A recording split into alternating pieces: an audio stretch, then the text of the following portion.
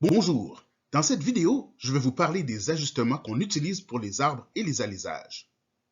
Grossièrement, on peut définir l'ajustement comme étant la différence entre la grandeur d'un trou et celui de l'arbre qui la traverse en tenant compte des variations dans les dimensions des deux éléments. On contrôle ces déviations parce que la relation entre l'arbre et le trou varie en fonction de l'usage qu'on veut en faire.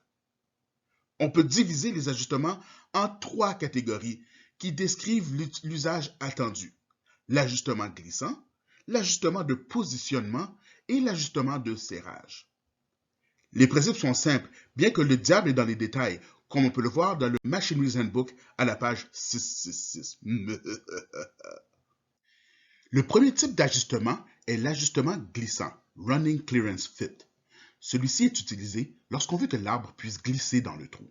Il existe dans le Machinery's Handbook une description détaillée des usages recommandés de ce genre d'ajustement.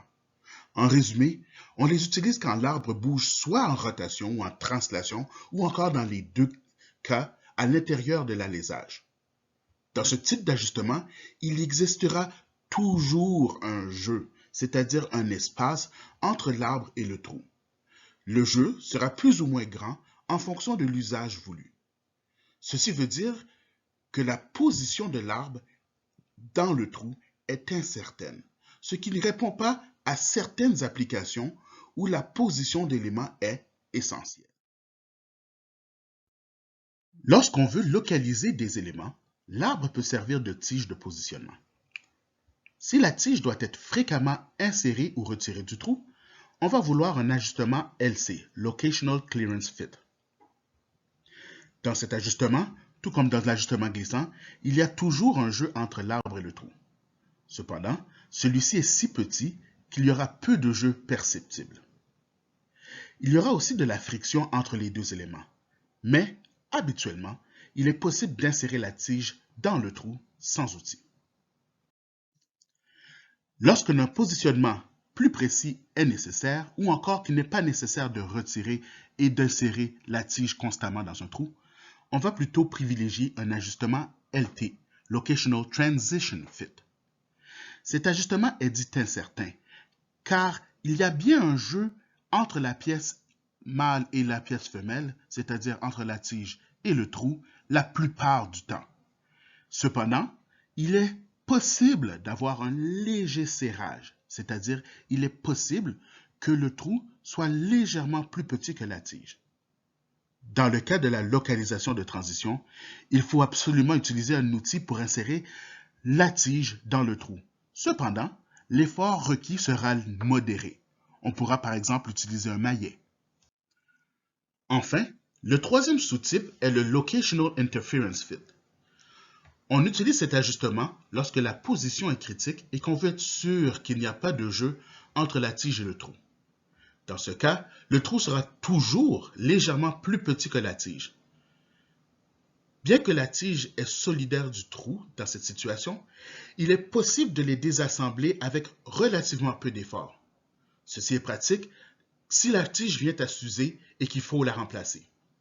Par contre, ceci veut aussi dire que ce type d'ajustement n'est pas approprié pour transmettre un effort entre la tige et le trou. Par exemple, dans le cas d'une poulie et d'un arbre, d'un moteur par exemple.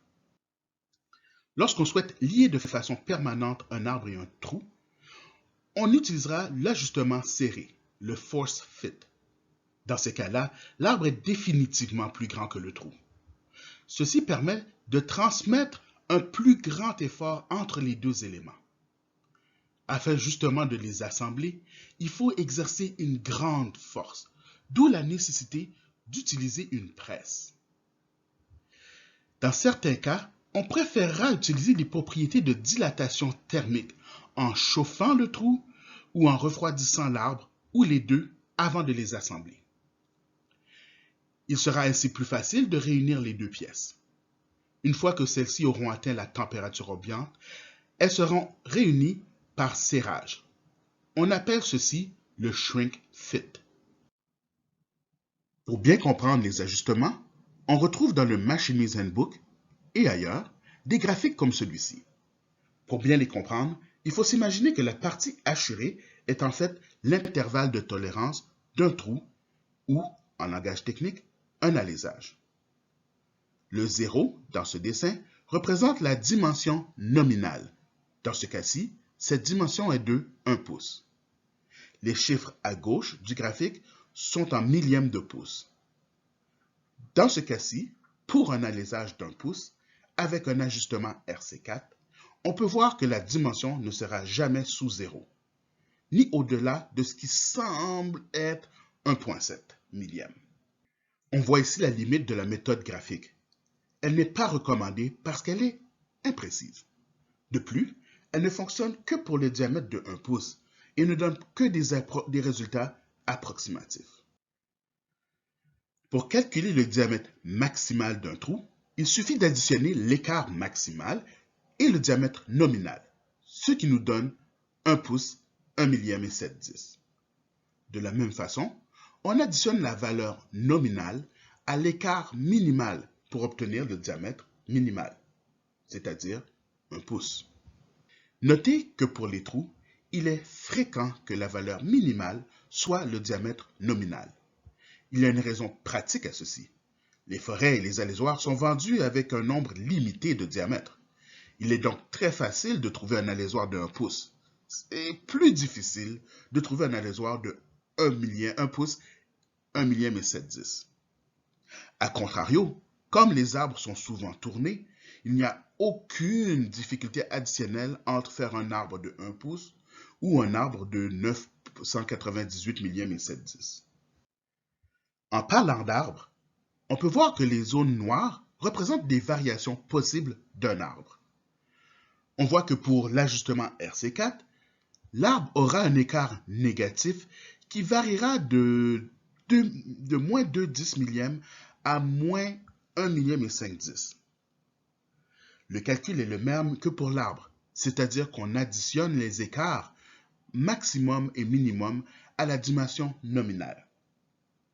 Faites attention de bien observer le signe positif ou négatif lors de ce calcul de l'arbre. Comme je l'ai dit précédemment, la méthode graphique n'est pas recommandée parce qu'elle est imprécise. Il est préférable d'utiliser plutôt les tableaux conçus à cet effet, comme celui-ci dans le Machinery's Handbook. Je préfère vous le montrer à celui qui est dans votre manuel parce qu'il est beaucoup plus simple à utiliser. Comment calculer l'ajustement avec le Machinery's Handbook? La méthode est simple et consiste en 4 étapes faciles. Premièrement, il faut trouver la rangée avec la plage où se situe le diamètre nominal. Deuxièmement, on va trouver la colonne avec le jeu recherché. Ensuite, on va remplir un tableau que je vais vous fournir. Enfin, on va vérifier la réponse. Faisons un exemple ensemble.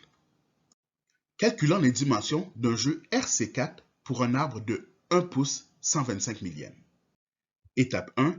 Trouver la rangée avec la plage où se situe le diamètre nominal.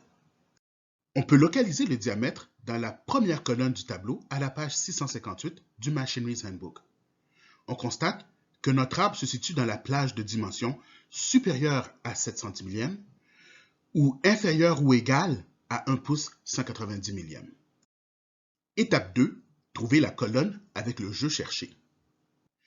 Le jeu que nous recherchons est le jeu RC4 dont la colonne est ici. L'information qui nous intéresse se situe à l'intersection de la colonne et de la rangée. Étape 3. Remplir le tableau suivant. Vous pouvez mettre la vidéo en pause le temps de faire les calculs ou de remplir le tableau. Commençons par décrire le diamètre nominal, ici, 1 pouce 125 millièmes. Ensuite, transcrivons l'information du Machinery's Handbook. Notez que l'information du tableau est donnée en millièmes de pouce. Ainsi, l'écart supérieur pour le trou est de 1 millième et 2/10 et l'écart inférieur est de 0. L'arbre, quant à lui, a un écart négatif de 8/10 millièmes à son diamètre maximal et un écart négatif toujours de 1 millième et 6/10 à son diamètre minimal. Pour obtenir le diamètre maximal du trou, il faut additionner le diamètre nominal à l'écart supérieur du trou, EST.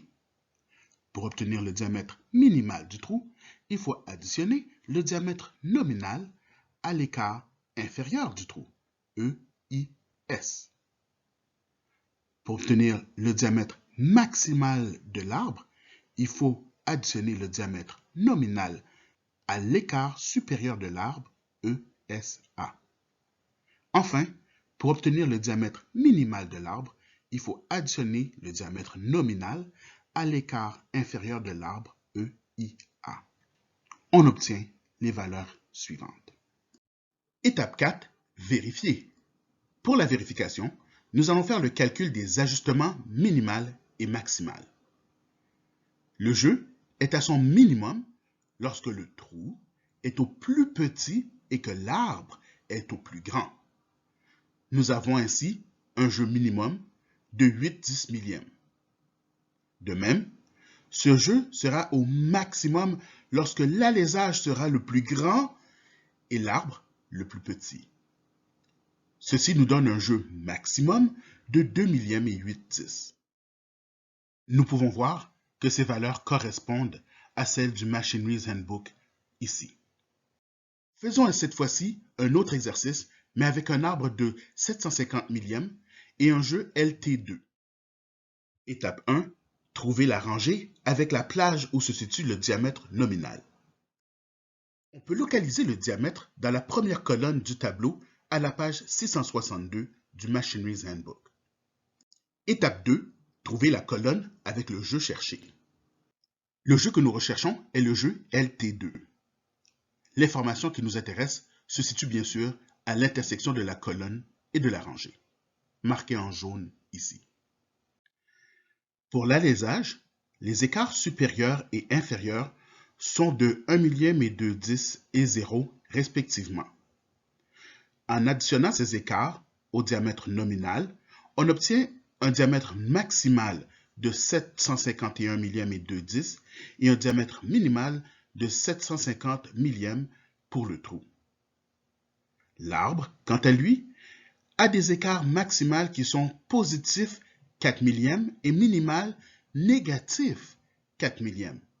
Notez qu'il est important de bien conserver le signe positif ou négatif pour que le calcul fonctionne correctement.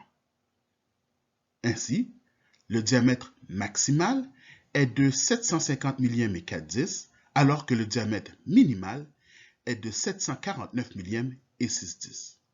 Vous pouvez toujours faire une pause pour bien noter ces résultats. Étape 4, vérifier.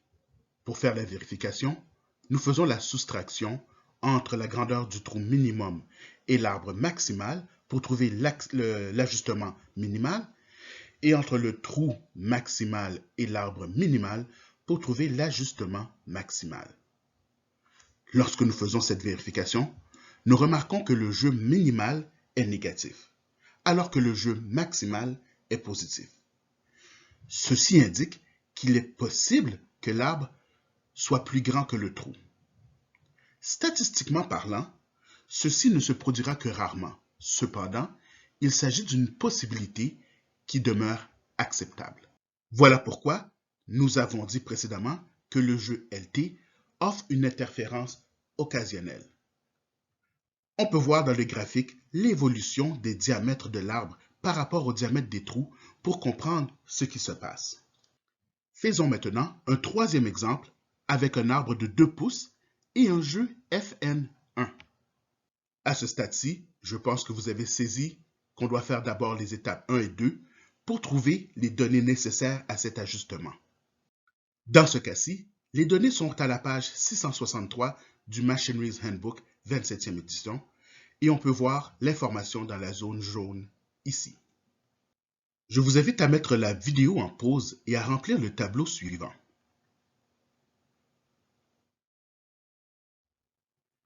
Vous devriez avoir obtenu les résultats suivants. Vous pouvez mettre la vidéo en pause le temps de vérifier vos résultats. Enfin, nous pouvons vérifier si l'ajustement correspond à celui du Machinery's Handbook. Notez que dans le Machinery's, la valeur est positive alors que dans nos calculs, nous obtenons une valeur négative. La raison est que le MachineWiz ne parle plus de jeu, mais d'interférence, comme vous pouvez le voir ici. Si on y pense, un jeu négatif, en fin de compte, c'est une interférence positive. Voici le tableau du jeu LT afin que vous puissiez voir la différence. Comme le jeu est négatif en tout temps, le diamètre de l'arbre sera toujours plus grand que celui du trou. À votre tour maintenant, complétez les calculs pour les ajustements suivants.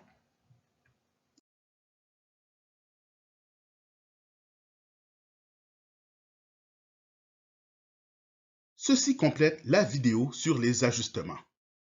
J'espère qu'elle vous a permis de mieux comprendre ce que sont les ajustements et comment les calculer. Merci d'avoir écouté cette vidéo et bonne journée.